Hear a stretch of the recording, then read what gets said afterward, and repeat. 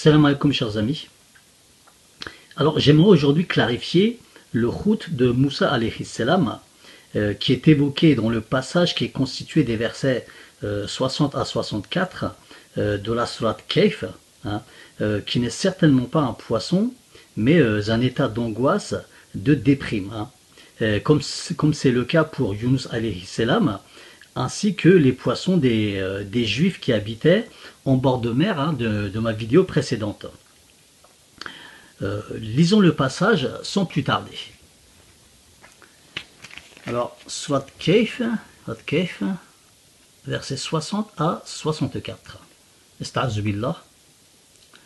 Rappelle-toi quand Moïse dit à son valet, « Je n'arrêterai pas avant d'avoir atteint le conflux des deux mers, dussé-je marcher de longues années. » Puis, lorsque tous deux eurent atteint le conflux, ils oublièrent leur poisson qui prit alors librement son chemin dans la mer. Puis lorsque tous deux eurent dépassé cet endroit, il dit à son valet, « Apporte-nous notre déjeuner. Nous avons rencontré de la fatigue dans notre présent voyage. » Le valet lui dit, « Quand nous avons pris refuge près du rocher, vois-tu, j'ai oublié le poisson. Le diable seul m'a fait oublier de te le rappeler. » Et il a curieusement pris son chemin dans la mer. Moïse dit, « Voilà ce que nous cherchions. » Puis ils retournèrent sur leurs pas, suivant leurs traces. Alors, dans ces versets que je viens de lire de la sourate Kahf, il nous est expliqué une partie du processus de formation du prophète Moussa alayhi salam. Alors, dans ce passage, qui est en quelque sorte l'introduction du qissa, du récit, Moussa alayhi salam, afin de dissiper ses obsessions et de trouver des réponses aux questions qui le tracassent, donc se libérer de son angoisse, de sa déprime, décide d'aller à l'endroit où se réunissent, se rassemblent les érudits, les savants, les doctes, pour y trouver remède. Et il est bien décidé et déterminé à le faire. Donc finalement, ils prennent la route avec son valet, d'accord, et arrivent sans le savoir à l'endroit où se rassemblent, se réunissent les deux doctes, les deux savants. Et là, tous deux se débarrassèrent de leur route, de leurs angoisses. Donc leur déprime, leur angoisse part dans la mer, auprès du docte. Puis, ils s'éloignèrent de cet endroit. Par la suite, quand Moussa demande à son valet d'apporter à manger, donc ce dernier lui répond qu'il est soulagé de ses angoisses et avoue que, victime de son shaitan, il ne l'a pas dit à Moïse.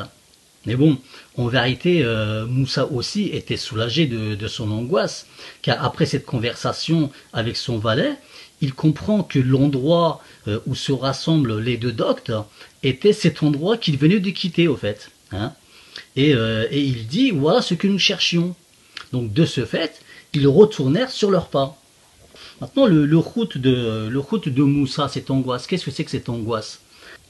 Alors le route, l'angoisse de Moussa, de Moïse, vient de son inquiétude sur sa mission qui est de tuer le pharaon et de sortir les enfants d'Israël d'Égypte.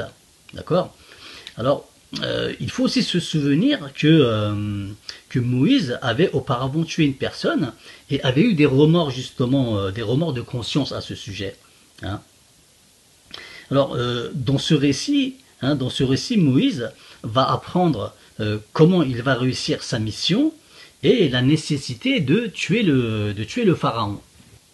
Alors, chers amis, dans cette sourate, aussi bien dans le récit d'Ashab al-Kahf ou d'Ashab al-Rakim, on trouve aussi dans le récit de Moïse des expressions mutashabi, donc allégoriques. C'est pour cela qu'on ne peut pas interpréter ces versets mutashabi dans leur sens figuré. Il faut d'abord donner une signification à ces termes. Et dans ce passage, il y a certains termes dont il faut connaître le sens. Entre autres, l'endroit où se rassemblent les deux mers. Alors, jusqu'à présent, ce terme a été compris comme étant un secteur géographique. Ils n'ont pas tenu compte que les versets étaient des versets mecquoises et muteshabi. Hein. C'est pour cela qu'ils ont cherché des lieux sur la surface de la terre, hein, donc des lieux qui qualifient l'endroit où se trouvent les deux mers. Alors, selon le paragraphe, l'endroit ou la chose que cherche Moussa alayhi salam est le Sahara. Hein. Et justement, ils avaient oublié leur route là-bas, l'endroit où se rassemblent les deux mers. D'ailleurs, c'est ce qu'on comprend selon les propos du jeune homme dans le verset 63. Hein. Il s'est séparé, hein, il s'est débarrassé, il a oublié son route au Sahara. Hein. Alors, dans cette situation, Sahara et Mejma'ul Bahrain, hein, l'endroit où se rassemblent les deux mers, sont la même chose ou le même lieu. Vous voyez? Alors, Sahara, qu'est-ce que ça veut dire, Sahara? Bah, c'est simple, hein. Sahara, ça veut dire grand rocher. Hein. Et c'est le rocher qu'on appelle Sahratullah, qui se trouve près de Qubbatus Sahra à Jérusalem. Hein. Et où se trouve aussi le mur des lamentations. Dans le verset As-Sahra, c'est le mot Sahra avec l'article L devant, et cela donne As-Sahra et devient un nom en fait. Vous voyez? Vous trouvez ce même mot dans Luqman 16, hein, sous forme de Naqra, donc indéterminé. Maintenant, Bahr. Bahr, c'est le mot Bahr désigne bien hein, la mer. Hein. Mais il n'a pas que cette signification, malheureusement. Hein. Ce mot veut aussi dire personne qui a beaucoup de connaissances.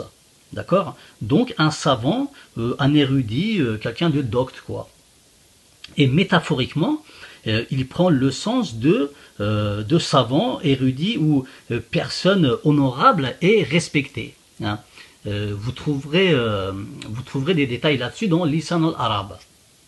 Donc, partant de là, nous pouvons dire que dans le verset, l'endroit où se rassemblent, se réunissent les deux Bahr, hein, donc l'expression Majma' al-Bahrain, n'est pas un lieu géographique où deux mers se joignent, se rassemblent.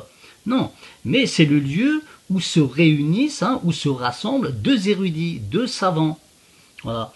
On comprend d'ailleurs dans le passage que Moïse prend la route avec l'intention d'aller à l'endroit où se rencontrent les deux mers. Et il montre sa détermination hein, en disant dussé-je marcher de longues années.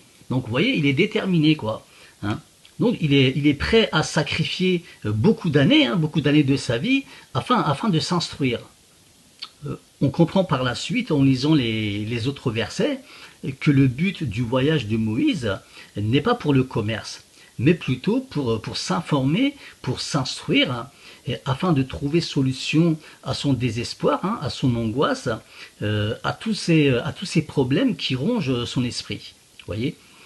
Alors il faut savoir, chers amis, que Moïse est passé par beaucoup d'épreuves, de calamités et de dangers pour être préparé à sa mission de messager, hein, comme on peut le comprendre dans la sourate Taha. D'accord ? Et ce voyage de Moïse et de son valet, hein, qui nous est expliqué dans la sourate Kahf, et tout ce qu'il a appris durant ce voyage fait partie de la procédure par laquelle il doit passer pour avant d'être prophète. Alors si on continue notre analyse, on remarque que Moïse demande à son valet d'apporter le déjeuner, hein, et non le khout. D'accord ? Par contre, on ne sait pas s'il l'a amené ou non, s'ils ont mangé ou pas. Hein. Au moment où il lui demande le déjeuner, le jeune homme lui dit « Ah, tu as vu, quand nous avons pris refuge près du rocher, j'ai oublié, hein, je me suis débarrassé de mon khout. Hein. Et c'est Shaitan qui m'a fait oublier de l'évoquer, de le dire. Hein. Et il prit le khout, prit son chemin d'une manière prodigieuse dans la mer. D'ailleurs, par rapport au verset 61, il n'y a pas que le jeune homme qui a oublié son khout, mais aussi Moïse. Hein.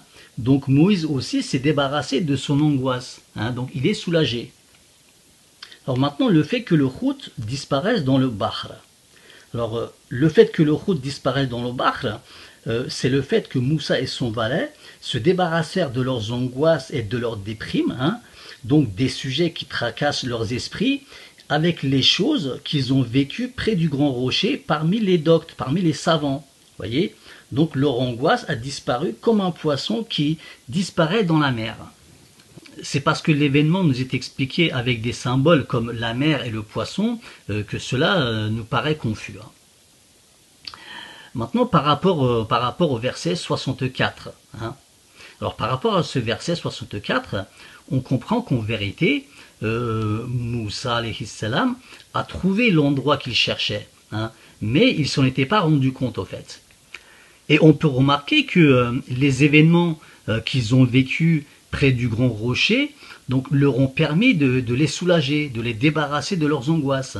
Voyez, donc cet endroit devait sûrement être l'endroit où les deux mers se joignent, hein, où les doctes, les érudits se rassemblent afin d'échanger leur savoir, d'informer les gens et de les aider intellectuellement. Hein. C'est pour cela qu'il fallait qu'ils retournent là-bas afin d'en apprendre plus. Et ils sont repartis au grand rocher. Pardon. Donc voilà, chers amis. Il ne restait plus que le poisson de Moïse hein, dans cette histoire de route. Et nous venons de le pêcher. D'accord? Alors moi j'aime bien ce passage du récit, car il nous apprend entre autres hein, que c'est avec l'information, avec la connaissance, le savoir, hein, et bien entendu la réflexion aussi, hein, qu'on résout et se débarrasse de ces problèmes. Voyez. Et c'est ce que je fais entre autres avec mes vidéos, et c'est ce que font d'autres personnes dans d'autres domaines. Voilà, chers amis. Alors, je pense que tout est dit hein, pour le route de Moussa. Donc, ma vidéo se termine ici. Hein. Je vous dis à bientôt. Si vous avez des questions, n'hésitez pas à me les transmettre dans les commentaires. Et partagez mes vidéos s'il vous plaît. Abonnez-vous mes amis. Voilà. Que la grâce et la bénédiction d'Allah Azza wa Jal soient sur vous et vos proches. Assalamu alaikum wa rahmatullah wa barakatuh.